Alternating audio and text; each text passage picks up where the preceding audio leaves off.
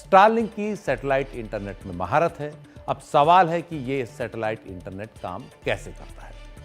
ये बताने से पहले हम आपको कुछ तस्वीरें दिखाते हैं। 1-2 साल पहले कई लोग रात के अंधेरे में आसमान में एक साथ कई चमकती चीजों को उड़ते हुए देखकर काफी हैरान हुए थे। सोशल मीडिया पर इसकी काफी चर्चा हुई थी, लेकिन जब इसका ब्यौरा ढूंढा गया तो पता चला कि ये इलॉन मस्क की कंपनी स्टारलिंक के उपग्रह हैं, जो धरती का चक्कर लगाते रहते हैं और समय समय पर अलग अलग इलाकों में दिख जाते हैं अगर आसमान साफ हो तो। कई लोगों ने इसे सैटेलाइट ट्रेन भी कहा। वेबसाइट space.com के मुताबिक स्टारलिंक के सैटेलाइट नेटवर्क में इस साल 27 फरवरी तक 7086 सैटेलाइट थे, जो लो अर्थ ऑर्बिट यानी धरती के काफी नीचे की कक्षा में चक्कर लगा रहे हैं। स्टारलिंक ने इन छोटे छोटे सैटेलाइट्स का आसमान में एक नेटवर्क बनाया है जो रेडियो सिग्नल से आपस में जुड़ा हुआ है। स्टारलिंक की योजना कम से कम 42,000 ऐसे सैटेलाइट्स के नेटवर्क को तैयार करने की है, जो पूरी धरती को एक तरह से लो अर्थ ऑर्बिट में घेर लेंगे और एक जबरदस्त इंटरनेट कनेक्टिविटी मुहैया कराएंगे। तो धरती का कोई कोना इंटरनेट कनेक्टिविटी से न बचा रहे, इसके लिए ये पूरी कवायद है। हर सैटेलाइट की उम्र लगभग 5 साल है, इसलिए इलॉन मस्क की कंपनी स्पेसएक्स लगातार इन सैटेलाइट्स को धरती की कक्षा में छोड़ने के लिए रॉकेट लॉन्च करती रहती है। अब सवाल यह कि सैटेलाइट इंटरनेट से आपके घर तक इंटरनेट पहुंचेगा कैसे। एक ग्राफिक्स के जरिए हम आपको ये समझाएंगे। जैसा हमने आपको बताया कि आसमान में सैटेलाइट्स यानी उपग्रहों का एक नेटवर्क होता है। स्टारलिंक जमीन पर अपने हजारों ग्राउंड स्टेशन से अपने सैटेलाइट्स के नेटवर्क को रेडियो सिग्नल्स के जरिए इंटरनेट कनेक्टिविटी पहुंचाता है। तो आप यहां देख रहे हैं कि ऊपर कई सारे स्टारलिंक के सैटेलाइट्स हैं जो आपस में भी जुड़े हुए हैं और धरती से उनका लिंक जुड़ा हुआ है। जैसे एक इंटरनेट का अपलिंक स्टेशन है, वहाँ से फॉरवर्ड अपलिंक होगा स्टारलिंक के जो सैटेलाइट है उन तक, और फिर वो उसी लिंक को उस जगह पर जहाँ भी आपने कनेक्शन लिया होगा वहाँ पर उसको डाउनलिंक करेगा। एक डिश एंटीना होगा स्टारलिंक का जो उसको रिसीव करेगा उस सिग्नल को, और उस सिग्नल के ज़रिए जो है वो फिर आपके राउटर में जाएगा, राउटर से वाईफाई, और फिर आप अपने कंप्यूटर और अपने मोबाइल फ़ोन में उस सिग्नल को हासिल कर सकते हैं। तो इस तरह से जो सैटेलाइट इंटरनेट है वो काम करता है। और आप जो इसके बाद बात करेंगे तो रिवर्स अपलिंक होगा, फिर सैटेलाइट के पूरे जाल के ज़रिए वो रिवर्स डाउन लिंक होकर पहुंचेगा। तो इस तरह से जो सैटेलाइट इंटरनेट सेवा है वो काम करेगी। सैटेलाइट इंटरनेट का एक फ़ायदा ये भी है कि इसमें लेटेंसी कम होती है। लेटेंसी का मतलब है डेटा के एक जगह से दूसरी जगह जाने में लगने वाला समय। ये समय जितना कम होगा उतना अच्छा है। इसी को पिंग रेट भी कहते हैं और इस समय को मिली सेकेंड्स में गिना जाता है। यानी स्टारलिंक से आप झट से इंटरनेट से कनेक्ट कर सकते हैं, उसमें समय नहीं लगता कनेक्ट होने में। यूजर को स्टारलिंक की ओर से जो इंस्टॉलेशन किट दी जाती है उसमें ऐसे डिश और राउटर होते हैं जो हम आपको इन तस्वीरों में दिखा रहे हैं। डिश सबसे करीब के स्टारलिंक सैटेलाइट के संपर्क में आती है, जैसा हमने आपको ग्राफिक्स में दिखाया, और राउटर के जरिए कंप्यूटर या मोबाइल फोन पर उसके सिग्नल्स पहुंच सकते हैं। स्टारलिंक को वैसे फिक्स्ड लोकेशन यूज के लिए डिजाइन किया गया है, लेकिन अतिरिक्त हार्डवेयर के इस्तेमाल से ये चलती हुई गाड़ियों, नावों या विमान में भी इंटरनेट सुविधा देता है। और ऐसे में आप दुनिया में कहीं भी हों, अपने आसमान में दूर ऊपर उड़ रहे किसी सैटेलाइट से संपर्क साधकर आप इंटरनेट सुविधा हासिल कर सकते हैं, चाहे आप कहीं भी हों, पहाड़ में, रेगिस्तान में या फिर बीच समुद्र में। लेकिन दिक्कत है इसमें, वो दिक्कत तब आती है जब आसमान में बादल छाए हुए हैं। इसलिए सैटेलाइट इंटरनेट के लिए आसमान साफ होना चाहिए, बीच में कोई बाधा नहीं होनी चाहिए, ताकि आपकी डिश स्टारलिंक के सैटेलाइट से कनेक्ट हो सके। आप प्लग इन करें और इंटरनेट शुरू हो जाए। कौन सी जगह कनेक्शन के लिए सबसे अच्छी रहेगी, इसका पता आपको फोन पर स्टारलिंक के ऐप से चल सकता है। हालांकि आप दुनिया के किस कोने में रहते हैं, इस पर भी आपकी इंटरनेट स्पीड निर्भर करेगी। दूर दराज इलाकों में इंटरनेट स्लो हो सकता है। स्टारलिंक अपनी वेबसाइट पर ऐसे मैप्स दिखाता है जिससे आप पता कर सकते हैं कि दुनिया के किस हिस्से में इंटरनेट कितना तेज आपको मिलेगा। इसमें भी रुकावट के लिए खेत का बोर्ड कभी कभी लग जाएगा। वो लग जाएगा, आपका मौसम खराब हो रहा है या कोई इक्विपमेंट में खराबी हो रही है, तो उस टाइम पे रुकावट का खेत बोर्ड अच्छे से नजर आएगा, क्योंकि जब तक क्लियर लाइन ऑफ साइट नहीं आएगी तब तक वो सर्विस चल नहीं सकती। पर कितनी उम्मीदें, कितनी बार खराब होगा, कम होगा, लेकिन हार्डवेयर है, टेक्नोलॉजी है, कभी ना कभी फेल हो सकती है। तो साफ है, सैटेलाइट इंटरनेट की भी कुछ सीमाएं हैं। जैसे हमने बताया कि मौसम खराब है और आसमान साफ ना हो तो इंटरनेट में दिक्कत आएगी। इंटरनेट स्पीड की बात करें तो स्टारलिंक की इंटरनेट स्पीड फाइबर या केबल आधारित इंटरनेट जितनी तेज नहीं है, लेकिन अगर आप किसी ऐसे इलाके में रहते हैं जहां इंटरनेट आता ही नहीं या काफी स्लो है तो ये काफी कारगर रहता है। शुरुआत में स्टारलिंक की अधिकतम स्पीड 150 Mbps थी, लेकिन सैटेलाइट का नेटवर्क बढ़ने के बाद ये तेज हुई है और अब स्टारलिंक इंटरनेट सर्विस 264 मेगाबाइट पर सेकंड तक की रफ्तार मुहैया करा रहा है। हालांकि ब्रॉडबैंड से आपको इससे भी कहीं ज्यादा की रफ्तार अब मिलती है। अब सवाल यह है कि इस सुविधा की कीमत कितनी हो सकती है। इस बारे में हमने एक्सपर्ट से बात की। इंडिया में क्या सब्सिडीज ऐड होती हैं, किस लेवल तक पैडिंग की जाती है, और अब जबकि जियो भी इस मैदान में कूद पड़े हैं और बैक एंड प्रोवाइडर दोनों का एक है, रिलायंस का भी और एयरटेल का भी। और जियो तो जाना जाता है कि जब भी कोई नई सर्विस लॉन्च करता है प्राइस ऐसे लाता है कि कॉम्पिटिटर्स को थोड़ा सा टेंशन होने लगता है और कंज्यूमर्स की बल्ले बल्ले हो जाती है और कंज्यूमर्स के चेहरे पे थोड़ी एक स्माइल आती है।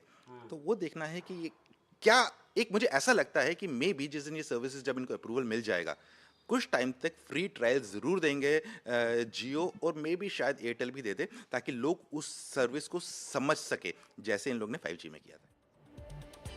अगर कनेक्शन की लागत कम होगी तो भारत में इंटरनेट कनेक्टिविटी और भी ज्यादा बढ़ जाएगी। अभी आलम यह है कि अप्रैल 2024 तक 95% से ज्यादा गांवों तक 3G या 4G मोबाइल कनेक्टिविटी हो चुकी थी। मार्च 2014 में जहां भारत में 25 करोड़ 16 लाख लोगों के पास इंटरनेट था, वहीं मार्च 2024 यानी 10 साल के अंदर ये करीब 4 गुना हो गया और 95 करोड़ 44 लाख लोगों के पास इंटरनेट पहुंच गया। चीन के बाद दूसरे स्थान पर सबसे ज्यादा इंटरनेट पेनिट्रेशन यानी इंटरनेट का इस्तेमाल करने वाले लोग भारत में हैं। अब सैटेलाइट इंटरनेट का जमाना है। देखना है कि भारत में इंटरनेट किस तरफ बढ़ता है, कब तक स्टारलिंक को इजाजत मिलती है।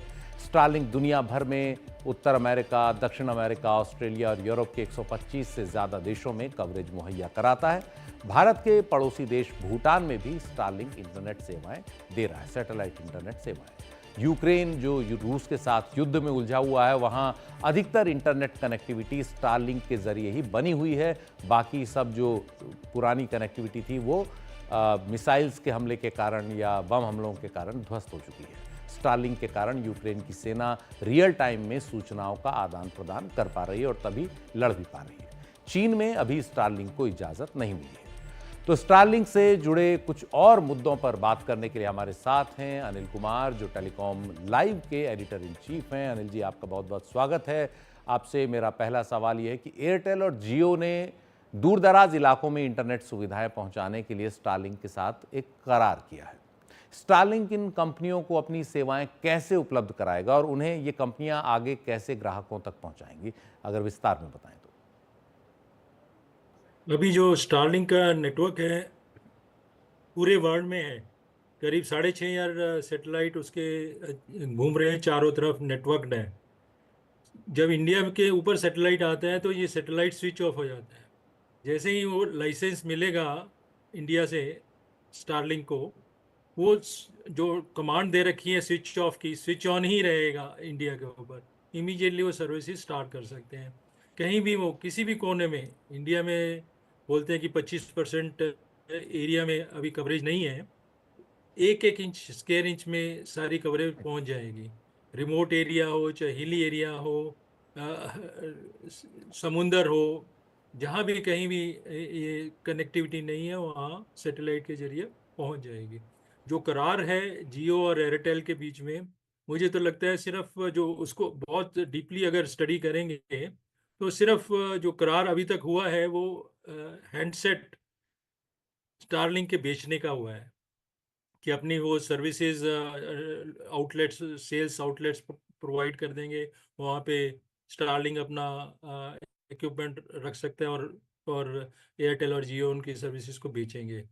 पर उसके अलावा मेरे को नहीं लगता कि कुछ और बड़ा एग्रीमेंट है इन दो कंपनियों के बीच में। अभी स्टारलिंक को भारत सरकार से लाइसेंस नहीं मिला है, तो ऐसे में तब तक ये सेवाएं शुरू नहीं होंगी जब तक लाइसेंस नहीं मिल जाता। लेकिन लाइसेंस मिलने के बाद क्या आपको लगता है कि स्टारलिंक इन कंपनियों के बिना भी भारत में इंटरनेट सब्सक्राइबर्स तक सीधे पहुंच सकता है? लाइसेंस मिलने के बाद ही सर्विसेज चालू होंगी। एक नियम है भारत में, और बल्कि हर एक कंट्री में यही नियम है। कुछ कंडीशंस हैं लोकल डाटा सेंटर वगैरह का, इस तरह की कंडीशंस हैं जो अभी मीट आउट नहीं कर पा रहे हैं स्टारलिंक वाले। वो भी उन्होंने शायद एग्री कर लिया है, इस पर जो रिपोर्ट सामने आ रही हैं। फॉर्मेलिटी रह गई है, कुछ टाइम में ही वो लाइसेंस उनको मिल जाएगा। एयरटेल ने भी, जियो ने भी अप्लाई किया है। एयरटेल का अपना समझौता है, वन वेब सर्विसेज है उनकी। वो उनके पास करीब 600 सैटेलाइट्स हैं वन वेब में, और इनके पास 6,500 के करीब हैं स्टारलिंक में। जियो के पास अभी बहुत ज़्यादा कुछ है नहीं।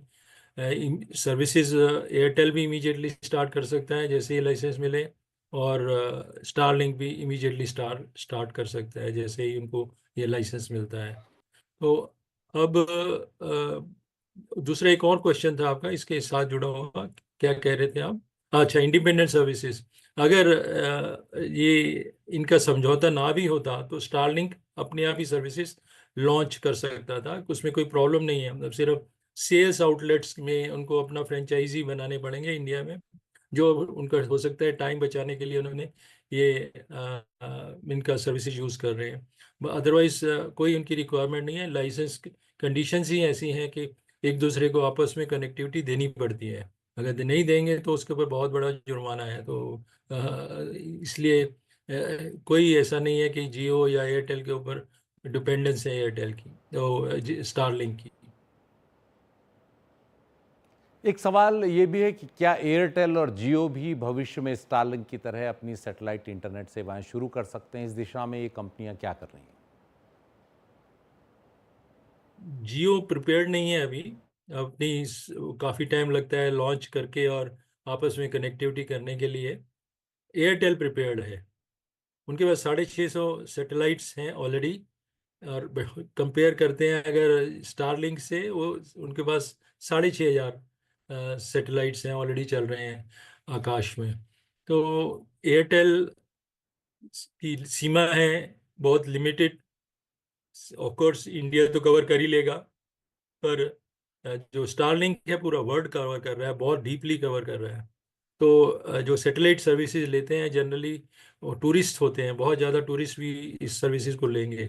जो यूरोपियन है फॉर एग्जांपल स्टारलिंक का अपना मोबाइल और हैंडसेट यूज़ करते हैं, वो इंडिया में आएंगे एज इट इज़ यूज़ करते हुए करते कहीं भी निकल जाएंगे, जंगलों में, पहाड़ों में, जहाँ भी उनको लगता है उनका स्पॉट्स हैं, जाना है उनको बिजनेस में या टूरिज्म में, तो वो जा सकते हैं। तो बेसिकली कैचमेंट एरिया बढ़ जाता है अगर सैटेलाइट ज़्यादा हो आपके पास। तो स्टारलिंक काफ़ी एडवांटेज पोजीशन में है कंपेयर टू भारती, और जियो के पास तो अभी कुछ है नहीं। बहुत बहुत शुक्रिया अनिल कुमार जी, हमारे साथ थे टेलीकॉम लाइव के editor in chief Anil Kumar, satellite internet सेवाओं पर बात करने के लिए। तो देखना है कि कब तक इजाज़त मिलती है स्टारलिंक को, और जब ये भारत में लोगों तक पहुंचता है तो किस तरह से इंटरनेट की दुनिया का विस्तार और आगे करता है।